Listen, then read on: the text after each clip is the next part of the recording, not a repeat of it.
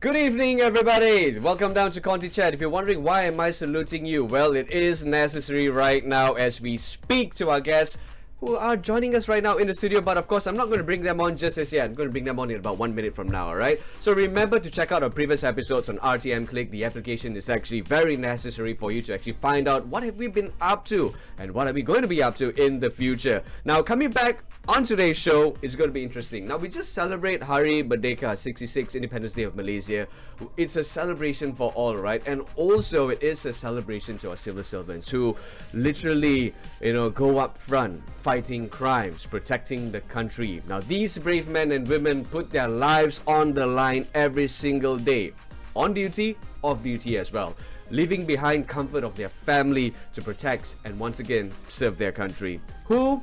Let's talk about the remarkable Malaysian Armed Forces and also the police officers in the Royal Malaysia Police. Now, they face all kinds of challenges just to uphold the law and definitely to protect you and your family right here in Malaysia, and also those of our friends who are abroad coming down here to visit us in the country.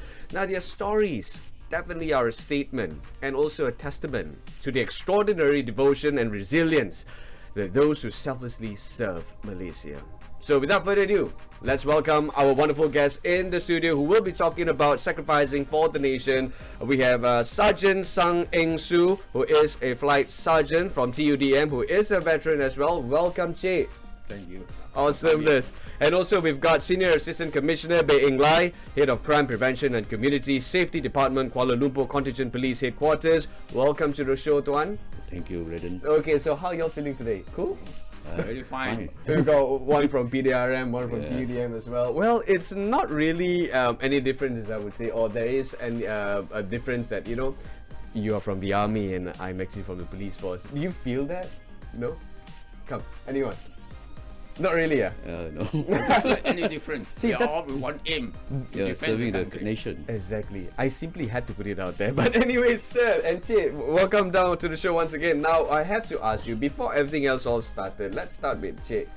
What inspired you to be who you are and to join TUDM? Yeah, because through my experience when I was a young boy, I see all those in uniform, those who in the army uniform or police uniform, they're all well respected in my kampong especially. Oh, right. So that's what inspired. Oh, I want to be like that also. Some sort of like a hero like that. Right. Kampong. So you, what, they were your neighbors or? Yes, they are just. And that inspired you to neighbor, actually yeah, join yeah. the TUDM, Yes. the army. Yeah, serving Malaysia. What about you, Tuan? Yeah, actually there are two main factors inspiring me to become a police officer. Firstly, it was an encouragement from my father. My father, even though he was a policeman, uneducated, but he likes policemen, he respects policemen. Those days, kampong folks, they tend to respect police. That's why he always tell me, when you grow up, make sure you become a police officer and you must become an OSPD. Right. At that time I was still young, I don't know what is OSPD all about. Until I joined the police force, then I understand what is OSPD. So when you became an OCPD, you served the district of Sentul. Right. Did it remind you about your father? Yeah, of course. And I was very happy that I fulfilled my father's wish to become an OSPD finally. right. And then for the second reason, I think it's because of motivation, being a school scout. Right. I was very active in scouting activities. From there, I learned a lot of experience like discipline, teamwork, punctuality, commitment, and so on. So, I think being a good police officer, we must possess this kind of good value. That's why I decided to join the police profession. Awesome, Tuan. Che, what about you? You talk about all the other influence of your neighbors and all that, saying that, you need to join the armed forces and stuff like that. But at what age you made the decision, I am actually going in? Oh, I made my decision at the age of, I think 20. 20 Yeah, years age old of is too 20. young. Yeah, I was young. Right. So I applied because when there's a recruiting going on, so I applied. So Were you scared when you were... No. Not scared at all? So we went for interview for all the physical tests, and then they tell us to go home and wait for a result. Okay. So after a few weeks, the letter came, you are Accepted? selected. So I was very happy. So Hmm. I'm waiting for the day to report. And that is my first place of reporting is Bangkalan TUDM Kuala Lumpur at that time. Right. Now the Air Force, the base is not there anymore. Are we talking about the Sungai Besi base? Yes, correct. That's the one. So That's you the one. That's the first. First base in Yeah, Kuala where I Lumpur. report So for that's duty. where you reported. Awesome. Yes. What about you, Tuan? At what age you decided to join the police? I joined the police force at the age of 22. Oh, so. 22 after my STPM. I was trained in the Pusat Latihan Police Kuala Lumpur. Right, right. Just like how you have many ribbons here, right?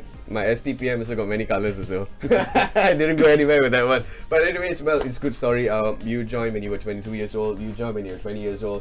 Before we move on to the next question, were you all not scared at all joining the police force and also the armed forces?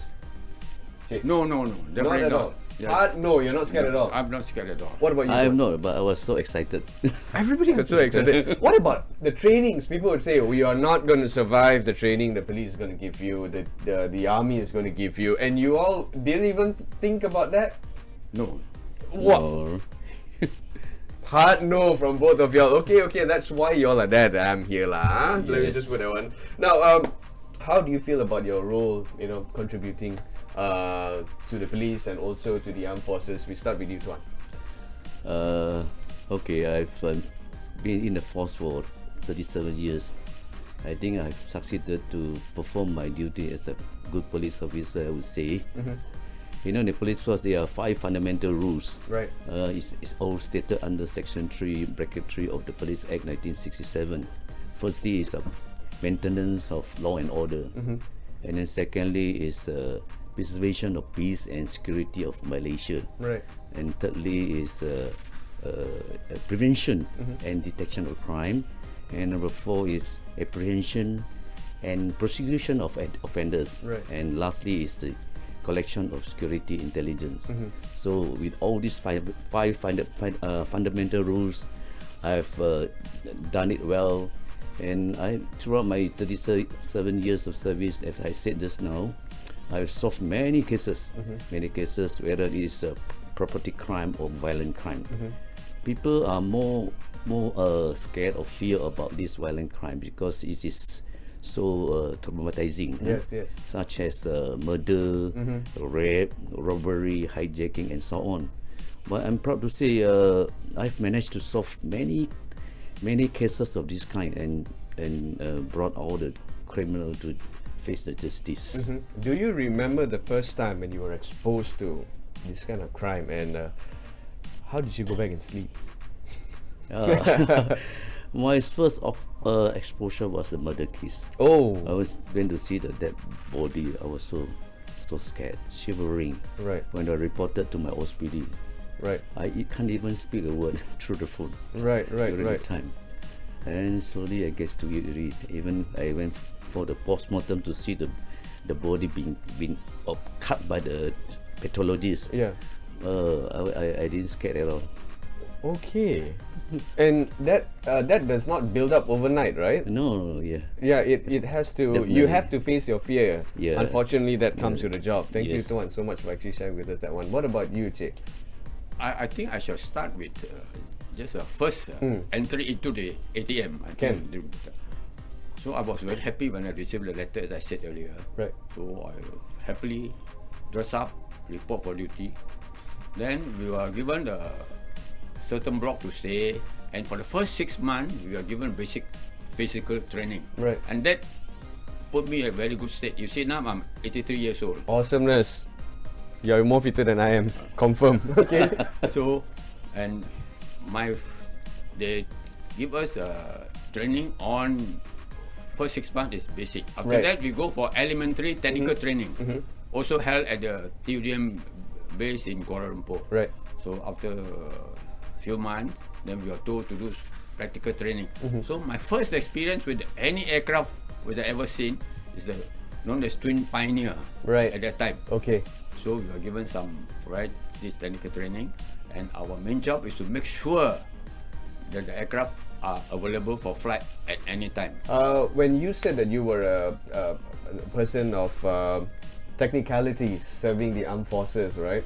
Were you guided by the people there, and were they actually very strict? Were they nice? Talk to us more about the experience that you had. Oh yes, I'm very lucky. We have so many Malaysian supervisors, Right. and they did the job very well by guiding us from A to Z, step by step, so until we really know fully the operational of the aircraft. Right. Would you say that there's actually a very big difference with how you both were when you joined the forces as compared to now present generation young people actually joining the forces? Would you say that there's actually a very huge difference? I don't think so. I think we are all governed by the discipline. Discipline. Only the types of training is different. Right. Different. Yeah. Okay. I think the expectation is always the same since during our days or now. So it's very important to stress that we comply with all the technical instruction, and that is most important. Right. Okay. So remember how they actually talked to us more about getting the public to actually join the police force and also the armed forces as well. We've got many initiatives for that, and we'll talk about that soon, because right now we're going for a quick break, and when we come back, more questions to our veteran and also the one who's still serving the police force, PDRM. So don't go anywhere. This is Contychat. Menara jam ini berketinggian 41 meter bersamaan 135 kaki dan direka untuk menggema Big Band dengan gaya Indo-Serasinik. Dan mengikut catatan sejarah, ia telah mula dibina pada tahun 1894. Bangunan ini pada asalnya adalah untuk menempatkan pejabat pentadbiran British. Namun pada tahun 1974, ia dinamakan sebagai Bangunan Sultan Abdul Samad bersempena dengan nama Sultan selama memerintah ketika itu, iaitu Sultan Abdul Samad. Bangunan ini pernah dijadikan sebagai mahkamah negara, iaitu Mahkamah Persekutuan Malaysia, Mahkamah Rayuan dan juga Mahkamah Tinggi Malaya. Sehingga kini, bangunan Sultan Abdul Samad masih menjadi lokasi bagi acara resmi negara dan juga aktiviti kemasyarakatan. #Demi Negara, kita jumpa lagi.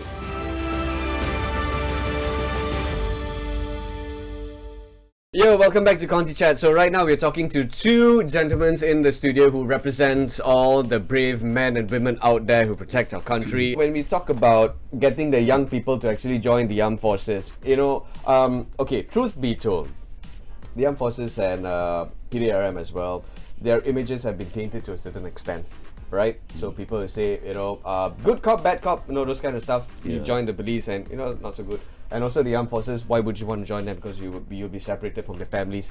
Che, what would you have to say to that? I would say we must create love for the country first. Okay. To any youngsters of today. Right. Love for your country, love for your king. And that is very important. Well, I just love the part where you said love for the king. Awesomeness. Thank you, Che. What about you, Tuan? Firstly, you must think our ambition. We really like to become a police officer. Once you have decided to become a police officer, you must try to be a good cop. And then the ultimate goal is to serve the public, serve the people and the nation. Right. Secondly, how about going to handle our family problems? That is another issue we got to take care. Exactly. Like, first of all, you must get a good company, and especially your wife. Your wife. Like, to me, I was away like to serve in Johor Bahru, Melaka. My wife didn't follow me. Right. Yeah, she's trusted me so much. So she's taking care of the family problem, the school, the children's education.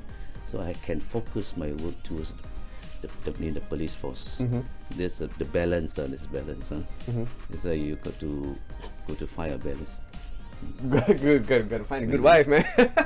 Yeah, sure. Someone that actually supports you, a good support system. That's actually very important. Let's talk about the challenges that the both of you gentlemen face. We start with you, Tuan.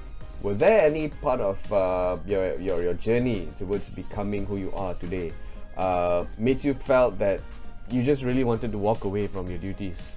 Was there any? No.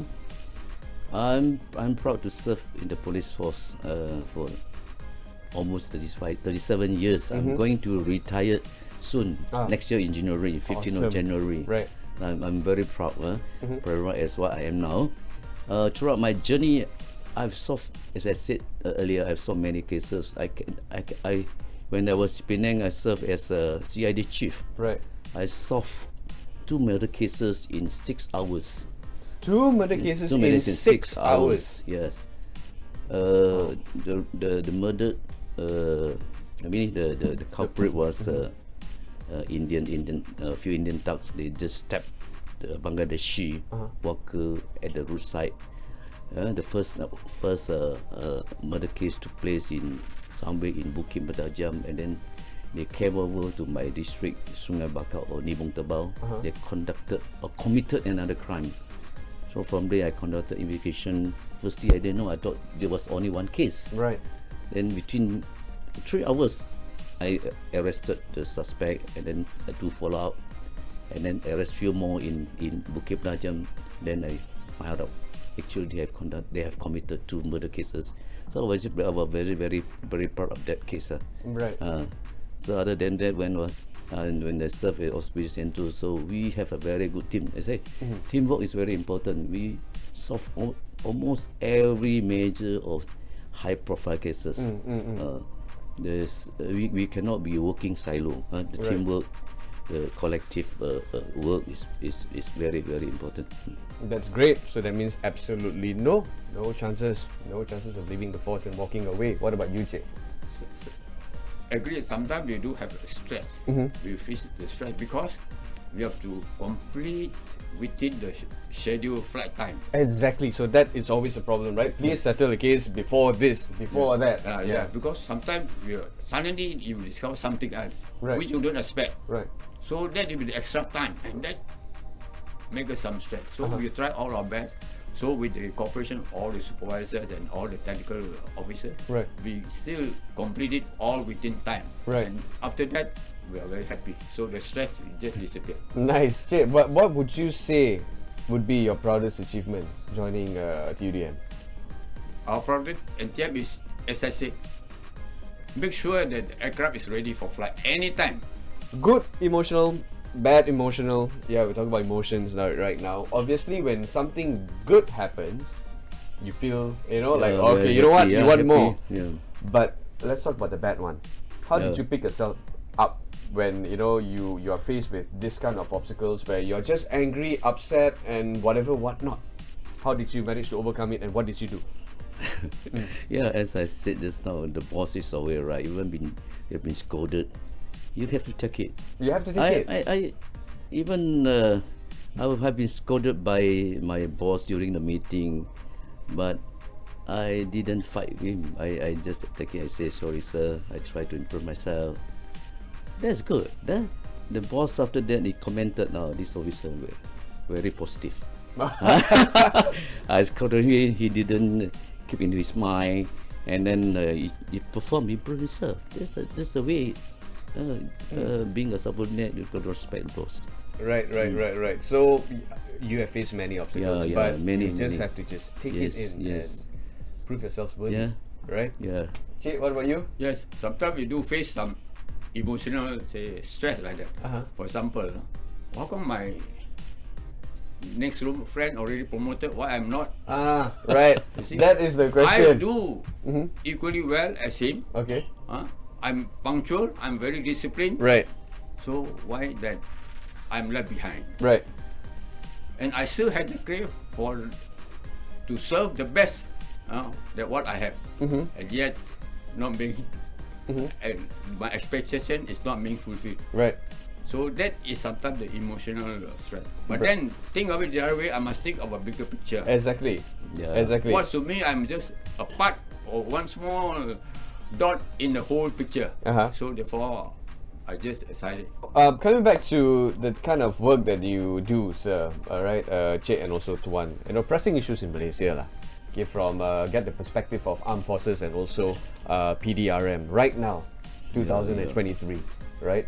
Can we start with you? Today, so many people are being given the wrong information. Right.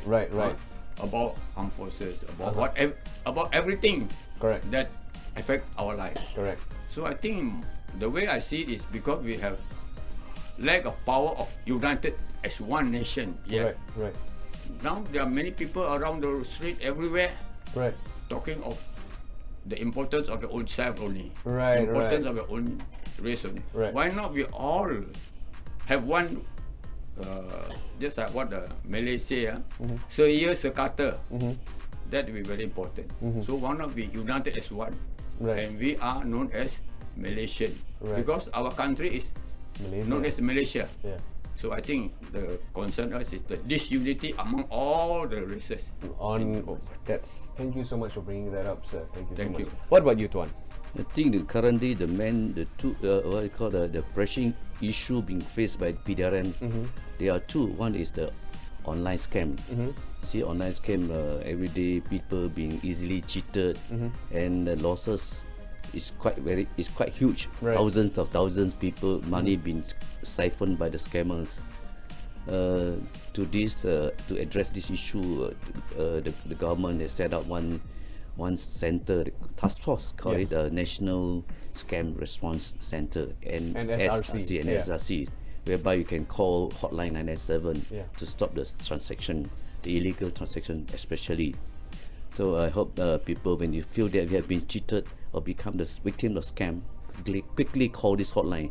They may help you. They can stop the unauthorized financial transaction within 4 minutes if they were alerted immediately. Right. And then the second, I think, pressing issue is the 3R issue. Race, That is, religion, royalty, religion, and race. I think of late there are few irresponsible individual keep playing up these issues. I think it's very dangerous to the country. It may cause a chaotic situation. It may cause the what they call disharmony among the races. Our IGP, Inspector General Police, Tan Sri Razarudin Hussein, also recently has given a warning to all the political parties to not touching on this issue before the state election. Correct. And then he also stressed that stern action will be taken on those who break the law. I think for Malaysians, I believe we all love our country. We love peace. We love unity and racial harmony. So please don't play this issue anymore. We must don't forget about the 5 holy principles of Rukun Negara. If you think about it, then everything will be fine, I think. Yeah, that's a good one too. Yes, actually, just go back to basics and Yes. follow the Rukun Negara. Now, unfortunately, we don't have much time right now, but of course, before we go, Cik, yes, sir, would you kindly give a few reasons why the young people should join PUDM or the Armed Forces? Yes. Okay. Yes. I think the young men of today should give the services in the armed forces an option to decide for a career path Alright. which they want to follow. Right. Because you prove yourself that you love the country, then you should join the ATM Right. to defend the sovereignty of the country, and then to protect the people in times of external forces that we don't intend that it will come to us. So I think in the armed forces service there are so many career paths to choose from. Right. Many. There's too many to name Right. at this stage. So I will suggest that they consider this as an important option Right. before they want to enter into any career. Right. That is my Okay. personal If suggestion. Right. If it's not for armed forces, where would you think you would have been? The police, the other civil service? I would still prefer to be in the ATM. Right. Because that's the only way you can prove yourself that you Right. love the country. Okay. All right. Other than, sorry to mention that, in a civil service or whatever it is, they are secure because of the service of the security forces, armed forces, police, whatever it is, Navy. They are well protected by who? By us. Armed forces, personnel, ATM. police, Navy. Right. Thank you so much, Jake. Okay, what about you, sir? And then for those people who likes to become a policeman, I think I welcome them. Please join. Actually, Royal Malaysia Police, a big family. We do provide a lot of facility, and we take care of the welfare of the family, of the members. We also giving a lot of opportunity for you to further study. Right. So, but I'm urging the non-Malays to join the police force. Right now, we still shortage of lot of non-Malay police officers. Right. For Chinese, I think it's less than 2% out of about 120,000 police officers in Malaysia. Right. And then for India, it's less than 3%. So we still shortage of these people to balance up the police combination. So when joining the police force, of course, there is a particular website that I can go to find out when is the intake and how do I prove myself worthy and what are the qualification and all those kind of stuff, right? So where can I actually find this criteria and of course these pointers? You can go to RMP website. Okay. You can see every time. So when there's a interview recruitment, the website will publish for you to apply online. Right. So no problem at all. Okay, awesomeness. Okay, before I let you go, sir. Okay, Cik already said he will only join the ATM. What about you, sir? If it wasn't for the PDRM, where would you be?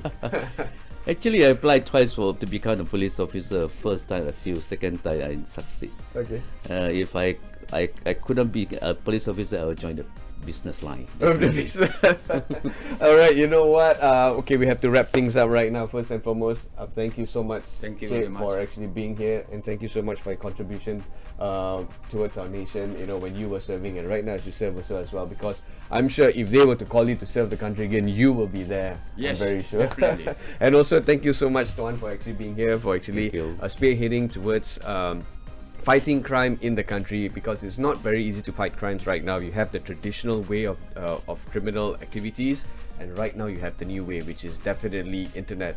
We're talking about scams. Of course, do your part. Remember, if you're not sure about it, don't share. But if you are a victim of scams or you know someone who's being scammed, remember to report it to the NSRC. That's the National Scam Response Center. Just dial 997 and you are definitely sorted out. So this has been a wonderful journey right here on Contychat, as you spoke to our veterans, and of course you get their pointers and to get all the realistic challenges that they face and how they overcame it. And if you missed out on this show, remember to actually check us out on RTM Click. The application has all our previous episodes as well, including this one. So till then, right here on ContyChat, I'm Brendan Lepal signing out. Have a wonderful day and week ahead. Bye bye.